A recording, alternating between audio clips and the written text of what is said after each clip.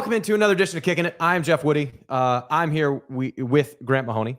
Those are words that I was just talking. And we're, as always, brought to you by Kelderman Manufacturing. It's kelderman.com.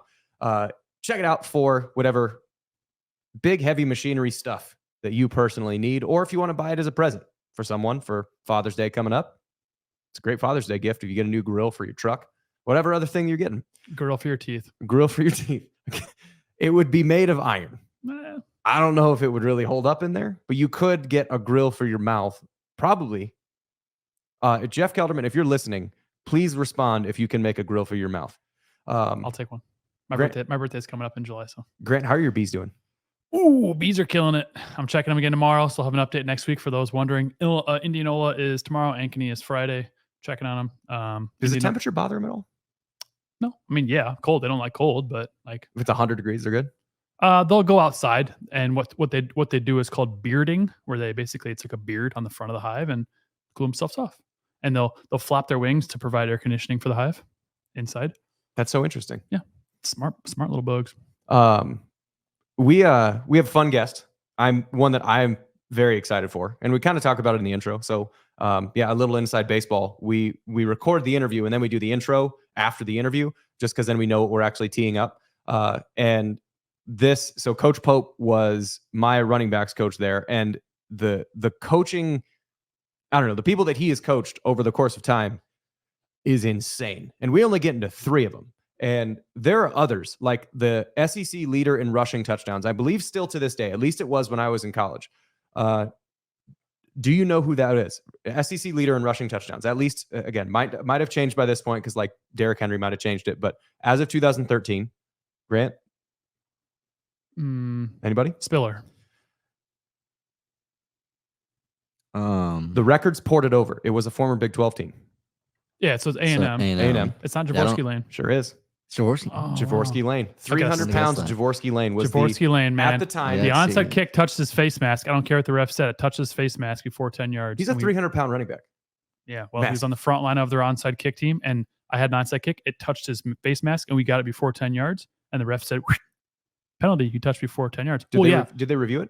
I don't know if review was a thing then. That was back in the dark days. Yeah, so in the olden days, a 4x3 aspect. They actually might have, and still said no. But I was like, you can clearly see like when it hit his face mask, the ball. We got gypped. Which this is a not for nothing. I was at it was a We Will golf outing in Northwest Iowa. I forget the exact course. I think it was out in Storm Lake. Out in Storm Lake. I don't remember the name of the course. And it was a nice course. It was super windy, but the course was nice. And they were showing in the clubhouse old important games. And so they were playing the Oklahoma State game. They played the Oklahoma game, and then I think they played the TCU game the 2017 TCU, or it might have been the blackout West Virginia games. I don't know. Anyway, so they're showing I think the Oklahoma game, and it goes from the Oklahoma game to the Oklahoma State game, and it looked like you went back 40 years, like where you were there, right? Yeah. So it was because you're the 2017 Oklahoma game. Yeah. Down. Whatever the name of their stadium is. Yeah. Stadium? Gaylord Memorial Stadium. Yeah. And then, you time warp back to 2011 with hillsides on the south end zone. Rest in peace. The old scoreboard that's still up. Obviously, you can't see that on TV, but like. And it looked like it was recorded on somebody's Samsung slider. Yeah. It was recorded on a potato. Yeah. And it was wild. And I was like, I'm not that old, right? At least the aspect ratio wasn't 4:3. Like, that's when it's really like you're watching the Super Bowl from 1996, and the framing's a little tighter. At least I'm not there, but it was very much standard definition, and god damn it, that looks old. Yeah, I mean, like 4:3, that was meant for like TVs with box on the back. Yeah, big old boxes. Yeah, big old asses. So we can. I don't know. There's no hard transition from big ol' asses to talking about one of my favorite people on the planet. So without any further ado, this is running backs coach for Iowa State and a whole bunch of other places, Kenneth Pope. Well, now we're going to welcome in somebody near and dear to my heart. This is the position coach who we talked with Yance a couple weeks ago, and this Yancey and Coach Pope were the 2 people that kind of got me through the hard part of Iowa State being walk on 7th on the depth chart. But you get someone who believes in you and actually cares about you. cares about your parents, asks about your mom, stuff like that. And that is my running backs coach and legend in the coaching game, Kenneth Pope. Coach, thanks for coming on with us. Well, I'm glad to be able to come on and share my thoughts especially about Jeff Woody. Really, I'm gonna say something about Jeff because Jeff was one of those guys. He was gonna always be at the right place at the right time. And the very first time I met Jeff said, I asked Jeff a question. I was always about giving out goals, and Jeff knows that. I said, well, I'm gonna have you guys to fill out a goal sheet. And Jeff said, Coach, I see my goals every day. And I said, what are you talking about, Jeff? He said, every time I leave my room, my goals on the back of my door. And I look at them every day religiously.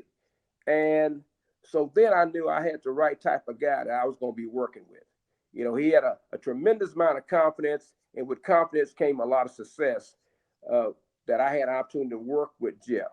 And at the time, he was all the way down at the bottom. He was number 7, and he just kind of worked his way up. He just kept on proving himself, what he can do. And, we had some guys we lost because of injuries, and all of a sudden he kept on moving up the depth chart. And then we really found out that he could really play football. He just wasn't a guy. He can really play the game, and he understood the game. And that's what thing was so good about Jeff, his knowledge of the game. And that's what made him such a great player. And I can share a story with you guys that was really good. Jeff came out of high school. He was one of those guys that, I guess if you go back, he's got all the records at his high school, all the records. Yeah. Never fumbled a football. And I got to tell this story, Jeff, because we was playing Oklahoma State, and this was the Oklahoma State. You may not realize this, but they was number 2 in the country that year. And if they beat us, they have a chance to play LSU for the national championship game. Mm-hmm. And that was one of those games that, nobody gave us a chance but the guys that was on that field. And the guys I had in my meeting room did a tremendous amount. They had a great game. All the guys I had running backs by committee, if you remember. Yeah, because it was James and Chantrell and I. Yeah. Yeah. So here it gets to be the last part of the game. We had overtime, if you recall, Jeff. Mm-hmm. We had overtime. And here I am in overtime, and Coach said, who are you going to put in the game? I say, Coach, I got one guy I'm going to put in the game. And that's Jeff Woody. And I grabbed, Jeff, you may not remember, I grabbed you and I had both hands on your helmet, if you remember that. And I looked you square in your eyes. And I said, 2-hand lock, if you remember that. Yep. I kept on repeating that religiously. 2-hand lock. And I remember because you made that call. My understanding is you would have made that call. And I was, because Taryn Benton just got an interception. And I'm just losing my mind celebrating with Drew Davis on the offensive sideline way over there. And you said, get Jeff, or whoever made that call. So it was you saying, get Jeff. And Bill Blyle had to run and find me to grab me over. And by the time we got to the offensive huddle, it was just, 2 hands on face mask, 2 hands on the ball. Yeah. And, the rest is kind of history because, we ran our inside zone play. And Tom Herman was our offensive coordinator at the time. And all of a sudden, we're just trying to get in field goal range. That's all we're trying to do, kick a field goal, game over. Now, the sad thing about that, our field goal kicker was a little shaky, if you remember. Grant, sorry. It was Geyer at that time. Okay. So anyway, we run a play, and Jeff goes about 15 yards on the very first play. And so we said, run it again. We just say, run it again. We ran Jeff on the next time. He gets down to about the 4-yard line. And I tell you what, they had a goal line stand where they had everybody in the gaps. I don't even know how you got in the end zone, Jeff. I really don't know. But the next play we call inside zone, and Jeff decided, hey, I'm going to make this thing happen. And the rest is kind of history. And that kind of ignited the whole program at that particular point. Yeah, that was good. I mean, it's a thing that I still, obviously I still love. But I think this is it's an Iowa State podcast, but I think there's a thing that a lot of people don't know. And I said coaching legend. Now, you didn't necessarily coach these guys specifically position group wise, but Right. there are 3 players that if you were to list the greatest running backs of all time, these 3 guys would be in pretty much everybody's top 10 or top 5. Eric Dickerson, Well, LaDainian these Tomlinson, guys, and Barry first of Sanders. all, these guys would be in anybody's top 3 because the 3 guys that you're talking about, which is really new, all 3 guys are Hall of Famers. Yeah. LaDainian Tomlinson, So, Eric Dickerson, Barry Sanders. that's exactly right. And those guys, all 3 guys, are class act. Matter of fact, 2 years ago, I played in Eric Dickerson charity golf tournament, and he's still a class act. He's a class guy. Those guys, when they came to work, Woody, they came to work like you. They came ready to play every snap because they had a purpose in mind. And that purpose was to get to the next level. And everything that you said to them, they took and they bought into it, like you guys bought into our program at Iowa State. But Eric Dickerson is a class act. He's one of those guys that's one of my favorites. I never forget when I was there and Eric said, Coach, I was wondering, did I make a mistake by coming to SMU? See, he wanted to go to the University of Oklahoma. Yep, but your alma mater. My alma mater. But his grandmother was in love, with Ron Meyer. Ron Meyer could, he can charm anybody, okay? And so the reason why he ended up at SMU because of his grandmother really enjoyed her time with Ron Myers. He ended up going to SMU, and he just set all kind of records. He really did. He was a class act. The only thing I thought that year he should have won the Heisman Trophy. He only had 100 less carries than Herschel Walker, and I thought he should have won the Heisman Trophy that year, in my opinion. I think and you can't bring up those 3 guys and not what was Barry Sanders like? Was he as a dynamic in practice as he was in games? I tell you what, he was you would not know if Barry Sanders was in your meeting room. Very quiet, reserved guy. Very quiet, reserved guy. I never forget, I was on the practice field and he's down there catching punts and I'm back there with him because I'm in charge of, punters, catchers and that kind of stuff like that. And then I'm standing back there with Barry and he said, Coach, can I ask you a question? I said, sure, Barry. And he was in his 2nd year at Oklahoma State. He said, do you think I can play in the National Football League? I said, Barry, I have no doubt that you can play in the National Football League. He said, why you say that, Coach? I said, because you are an unbelievable return guy. Kickoff return guy, punt return guy. He can make people miss in space. Our first 2 seasons, he leads off the season with 100 yards. The 2nd year, he leads off the season with 100-yard kickoff return, punt returns. He's off the chain. So I just say it's no doubt. You don't have to worry about anything because you're going to have an opportunity to play on the next level. And he did. But he was a quiet guy, but a great competitor. He was always trying to, make his teammates better. But in a room, you would never know he was in the meeting room. Never know he was in the meeting room. He's just a quiet, humble guy. Coach, that's the way it was. Coach, when you're recruiting guys out of high school or even, when they come to campus, can you tell right away? Like when you see a guy's film, can you tell right away, yeah, that guy's got it? I tell you what, when you see guys, and when Woody, I tell you, I like to look in a guy's eyes and I can tell a lot about that, and I say that like that because, I had to talk to a team when I was coaching at the University of Oklahoma, and I'm getting off a little bit, but I'm not. And the players I told the players, I said, look, and we had to go to Texas and we had to go to Cotton Bowl and play Texas. And we've had we have a horrible season. We got a losing season. We are 0-5 going to play the University of Texas. And I told those guys, I said, I will be able to look in your eyes and know if you're ready to play that day.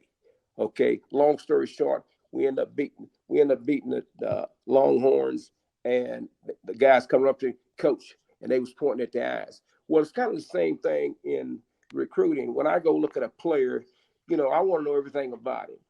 You know, you're going to see a lot about when you look at that guy. When I look at that guy in the eye, I want to know if he's really, you know, physically. I say, yeah, I like the look in his eyes.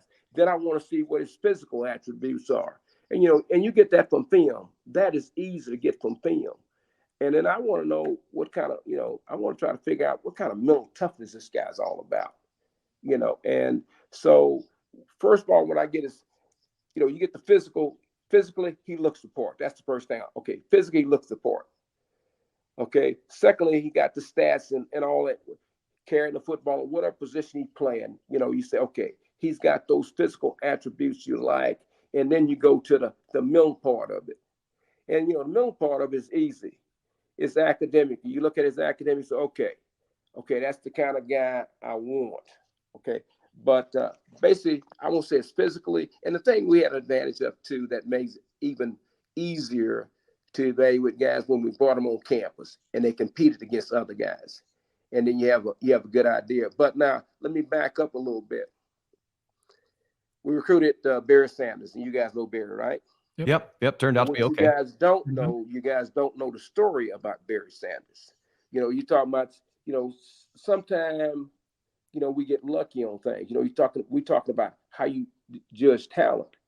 Well, we recruiting Barry Sanders. I wasn't at Oklahoma State at the time that they were recruiting Barry, but this is how the story goes. Barry, basically, we was recruiting another guy from his high school that we wanted really bad. He was a big offensive lineman. Barry, we end up saying, okay, let's recruit him. You know, it's kind of one of them cow calf deals. We get him, we'll get Barry because they was good friends. So anyway, we Coach Jones Pat Jones was the head coach at the time at Oklahoma State, and they was recruiting a young man that was being recruited by Missouri. So they was actually waiting. So Barry called in, and one of the coaches answered the phone, and he said, Coach, I want to commit to Oklahoma State. And Coach Seeley said, well, Barry's only one guy that can take that commitment, and that's Coach Jones.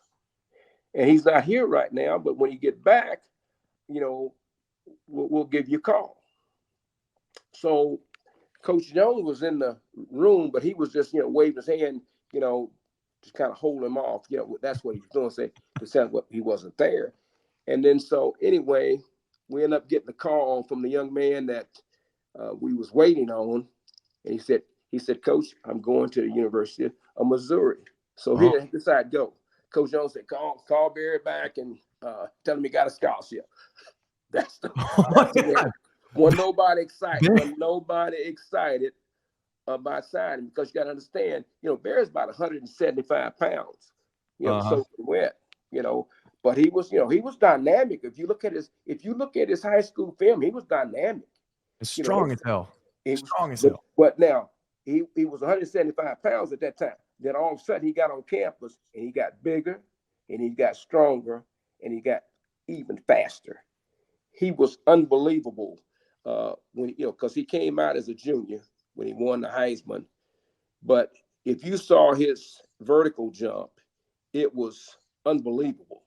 You know, a guy, his stature 5'8", whatever it is, but he was so explosive in the legs. You know, he had his calves was like baseball bats.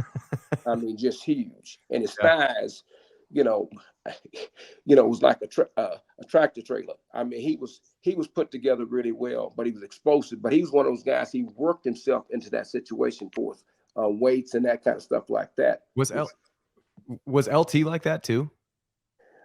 Now, LT was a little different. LT was a guy that best touchdown celebration. Just that little flip, the meat flip. That is every kid my age did that in the backyard 5,000 times. Well, I tell you what, LT was a little bit different. We didn't know, really, I'll be honest with you, we didn't know how good LT was because, you know, we was playing, you know, more than one running back. And then all of a sudden we get into, you know, LT, you know, senior year. And so and spring. This is in spring. We like this. So we said we got a good back. We really don't know how fast it is. So myself and his position coach, And one you're thing coaching about receivers at the time. one thing about everybody have these boards. You have these boards, Jeff, where who the strongest running back, who who the strongest had the best shuttle run and all that stuff. And so anyway, LaDainian wanted to be the fastest. He wanted to have that fastest time on that board, right? So we sitting up there and we timing, myself and the running back coach, and LaDainian runs through and I hit it, and the running back coach hit it, and he looked at me and said, "I think I missed him." And I said, "Well, if you missed him, I guess I missed him too, because I got a 4.3. And we said, "Okay, let's give him a 4.3. That's all right. He gonna think he's fast anyway." And then he go to the combine and run extremely well. So we knew we had the right times on it. But LT was a guy who he was lightning in a bottle now. He can turn it on. And LT, the thing I remember about LT is we playing El Paso, University of El Paso, for the championship game. And we ended up being co-champions. We got to beat them to be co-champs. And so LT ended up with he had let's say 300 and I don't know, about 80 yards. It was a casual 380. He had 380. And so we pull him out the game, right? We got a whole quarter to play. We got a whole nother quarter to play. The third quarter not even over. We got a whole nother quarter to play. And so our SID calls down and say, he only needs 26 yards to set a single season game rushing record. So, we're not all about records, but, Coach Fran felt like, we have to get a guy a chance to have the single season rushing record. So we felt bad because we beaten the team pretty good, but we put him back in the game.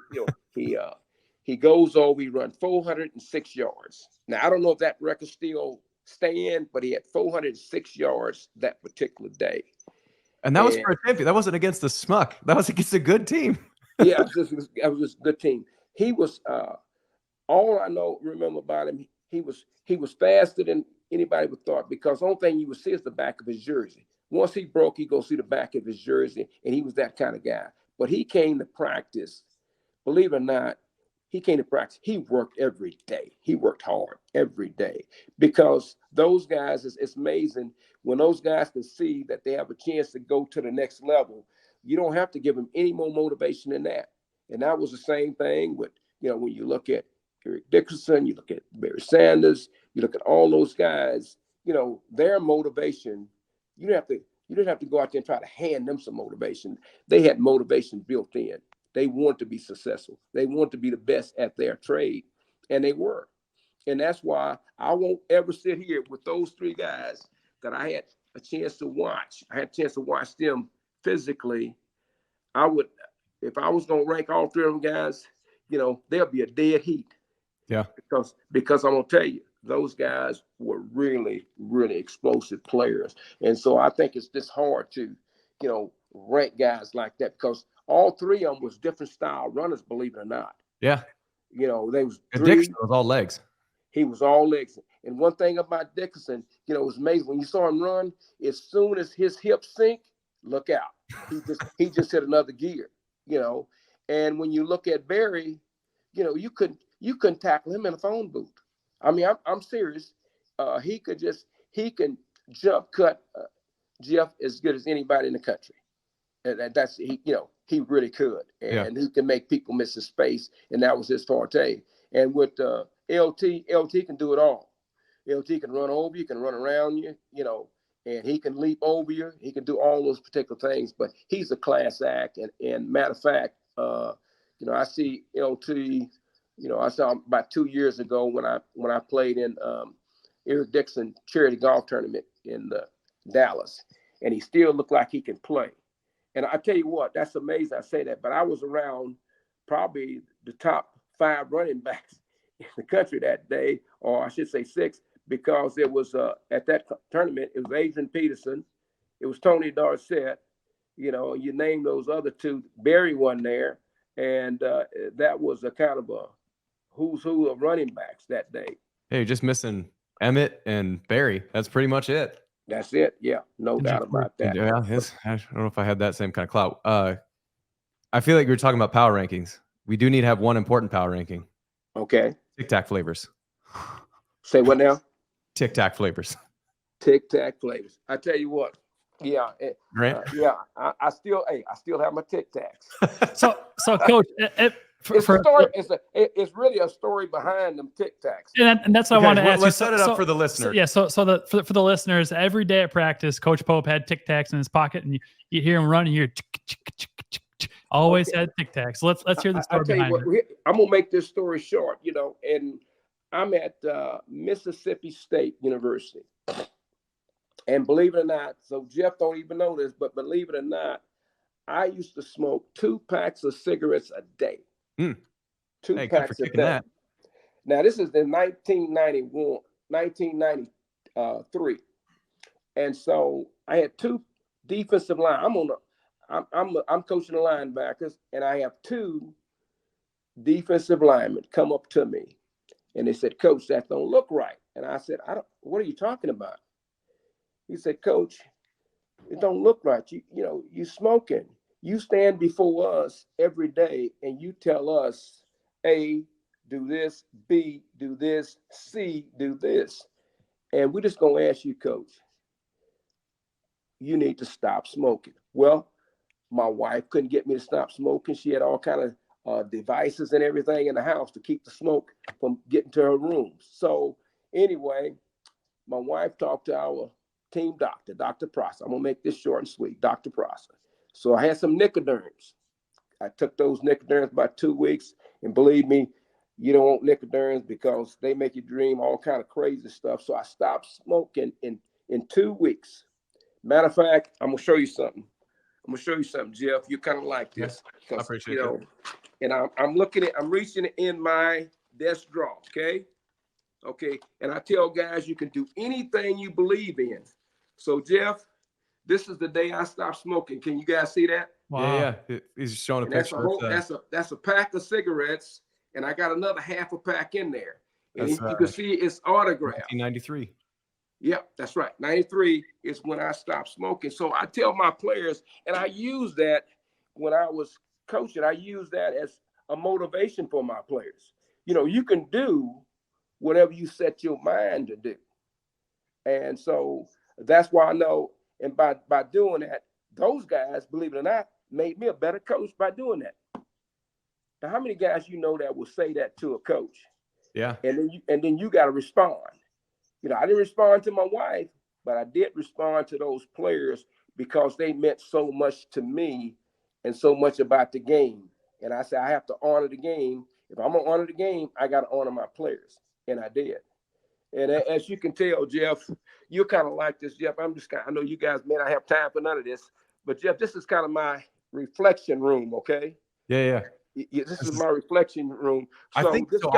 I had one of when we went to. So this is for the audio listener. So when we went to after the season, we'd go have kind of a steak dinner, and Coach Pope would grill up some steaks at his house. And the trophy room is insane.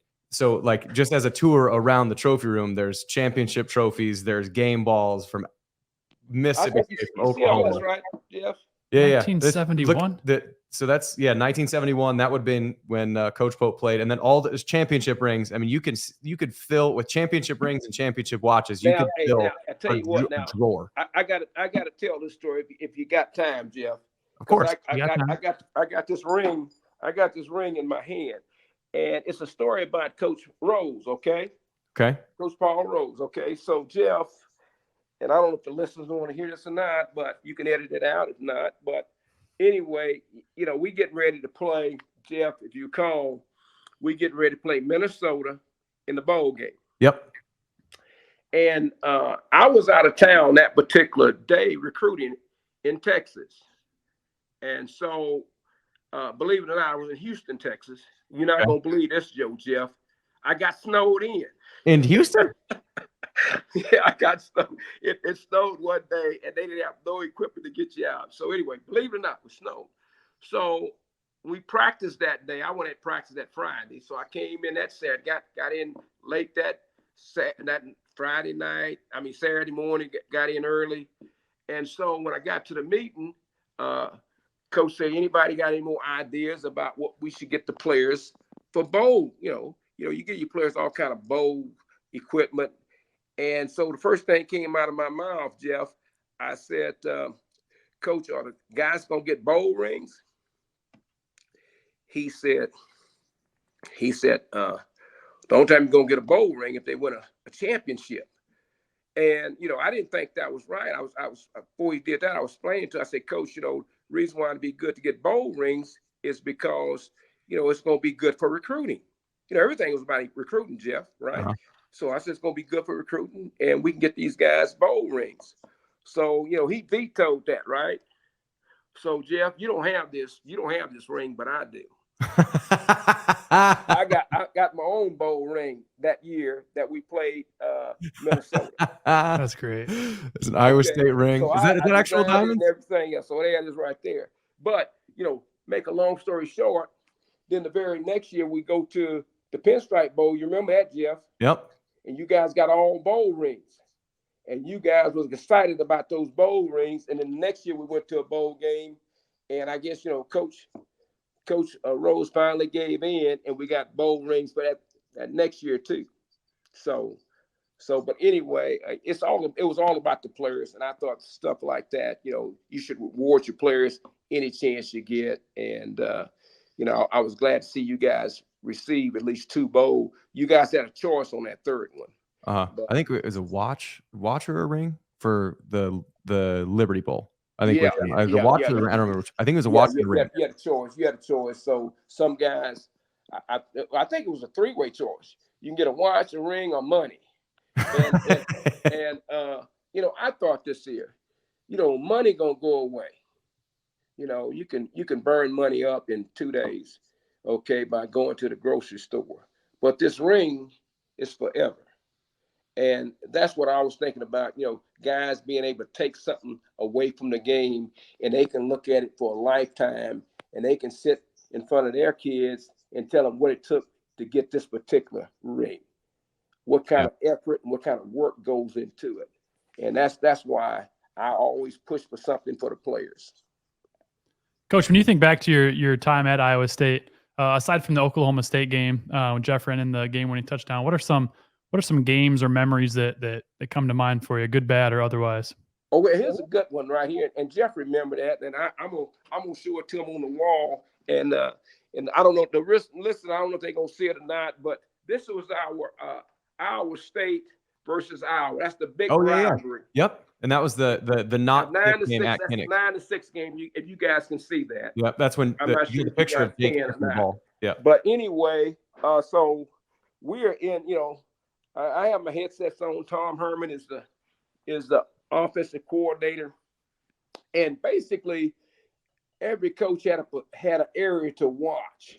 When the defense come lining up, and we knew that if they line up in double eagle, and Jeff know what double eagle is, they got the center covered, they got the guards covered, and so anytime they have double eagle, we feel like we can run option. And our number system was from 1 to 9, and 9 was to the right. And I never forget when we broke the huddle.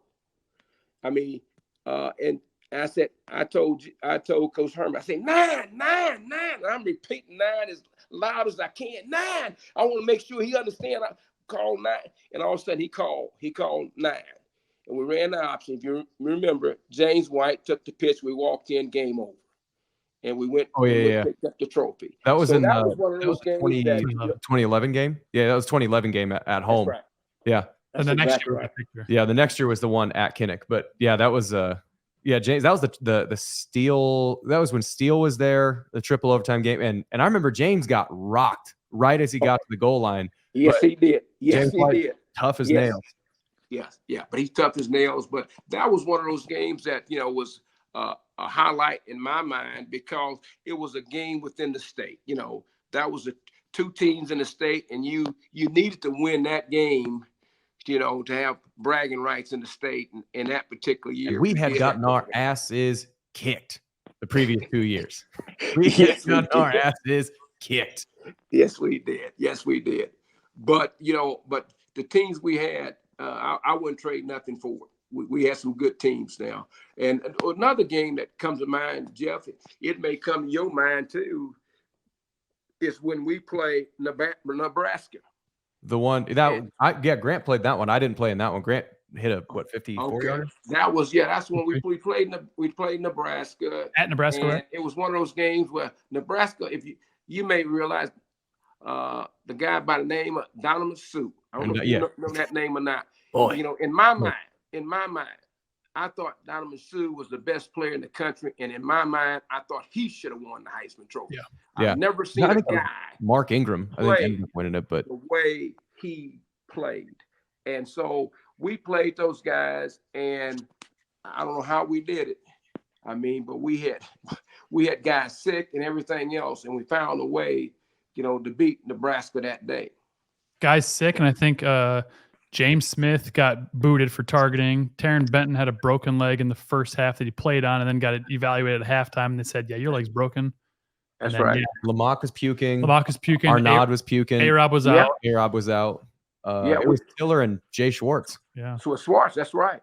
That's right. And but anyway, I won't go and talk about that. But he was we was really undermanned that day. We really were. We was undermanned that day. But those guys had that attitude. That's one thing I got to say about Coach Rose. He's an unbelievable motivator. He was an unbelievable motivator. Yeah. He made those guys believe that they can get it done. And they did. They found a way. You use that expression light. I don't use it lightly. They actually found a way to get it done, because there's no doubt in my mind that Nebraska had more talented players than what we had. Yeah. There was I got to say, as an OU grad, I imagine there some other games that were fun were kicking Texas ass at DKR. Well, you know what? Yes. As a player, I can say, but you know what I like, you can always say a lot of things and people don't believe a lot of things you say, but I'm going to let you guys look at. So right there, I don't know if you can see it because I don't have lights on, but if you can see it, my name is Never lost to Texas. It said never lost to Texas.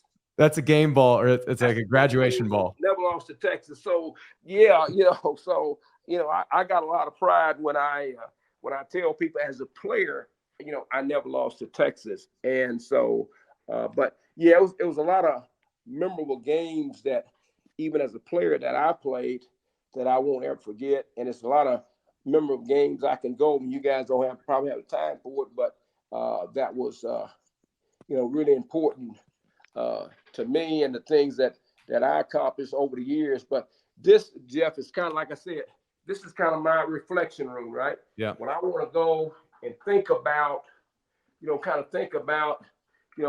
things that, I had opportunity to accomplish and all that. And so it was really good. This is, these are my SMU days, and you don't know that guy in the middle right here, but that's J.R. Ewing, and that was a TV show called Dallas. You don't know nothing about that, Jeff. No, I don't. I was born in 1990. But anyway, so this is kind of my reflection room. You see it. It's kind of my reflection room, and I have a chance to go back. When I come in here, I sit back and I said, boy, I was fortunate enough to accomplish some things, and as you can tell, up above all that is those are all the schools I work with. All those headgears at the top is all the schools I work with. And I can say this with no regrets, all the schools was very good to me. I enjoyed every place I worked. And but it was good. What do you say what else? I was just gonna say, what are you shooting for golf now? What are you you have 10 handicap? You better than that or what? I'm gonna be in the 80s, Jeff. Okay. I'm gonna be in the 80s. You gonna shoot from the senior tees too, so that is an unfair advantage. So the best I've been this year is 80. Damn. Jeff, I'm gonna play, 3 days a week. Okay. Life, man. Yeah, I'm gonna play 3 days a week. And so that's been good. And I play in a lot of, when I play in the NFL, we have a NFL meeting once a month. Okay. And so what we do, the reason why I play in so many charity golf situations is because we have those people want to see pro athletes come to their charity events. So we'll play with, they'll have a celebrity with each team. So, but anyway, it's been a lot of fun. Celebrity. So you get a free golf by being a celebrity. That's what it is. Yeah. And I got good stories too. Now, no, I'm not shooting 70s, but I tell you what, Jeff, I got to say this now. I'm playing in a celebrity golf tournament, right? And the 3 guys on my team, I ain't never seen this before. They was all from this dealership, and the dealership put 2 teams in. But the 3 guys I had on my team, Jeff, none of them ever played golf before. Oh, Jeff, when I said none of them ever played golf before, that is a true story. And I said, I'm gonna have to carry the team. Yes, they used every shot. It was best ball, and they didn't use any best ball. And the first thing I'm thinking, and you guys can edit this out, but the first thing I'm thinking is, I said, all I want to do is be under par. That's all I want to do. And the very first hole, bam, I put it 4 feet from the hole. We birdied that hole. Hey. The next hole, I said, it's going to be a good day. Next hole, I put it 6 feet from the hole. We birdied that hole. And then from there, everything was just, we was end up 2 under. So, Jeff, I got to tell this story. So we're 100, and I'm 140 yards on a par 3. And it's 2 guys, we're at this country club, 2 guys, neighbors, they stand in the yard, and they watching this par 3, and I look down there, it's closest to the pin, par 3, okay? So I look down there, and really, with my iron shot, I normally pull the ball to my left. I really do. Okay. So this time I said, I'm going to block it out. I've never, ever, I'm telling you right now, I've never ever shot a draw before. I hit the ball, and it just drew in there, like you just drawing it up. And it go from right to left. It fall 4 feet from the hole, okay? And, I put my name on the deal. At the end of the day, I was closest to the pin, but what made it even better, the week before that, I lose my rangefinder, and guess what I won at the tournament? I won a rangefinder. So anyway, I know that's off the subject, but I thought I'd throw that in there. No, that's good. That's good. But what else you guys want to know? I'd be more than happy to. What do you got, Grant? I'm out. I'm I guess the only thing that I got would be, so we asked Yancey the same thing, and he kind of had an interesting story. Coaching is all relationships. So it's like, it's never, they don't put a resume out on, LinkedIn and say, hey, apply for this job. So how did you end up at Iowa State? What was your connection, whether it's to Rhodes or to Herman? How did you get to Iowa State? That's it. You're going to love this story. So what happened is, all coaches have agents, right?